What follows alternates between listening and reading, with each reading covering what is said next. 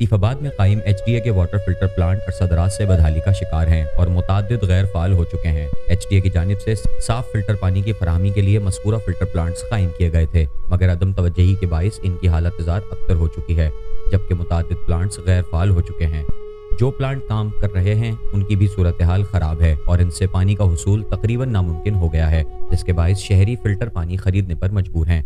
शहरियों का कहना है कि फिल्टर प्लांट से साफ पानी की फराहमी मुमकिन थी और आसानी से साफ पीने का पानी मिल जाता था, लेकिन अब इस सहूलत से भी कोई फ़ायदा नहीं रहा। शहरियों का मुतालबा है कि फिल्टर प्लांट्स को फौरी फाल किया जाए ताकि उन्हें रिलीफ मिल सके।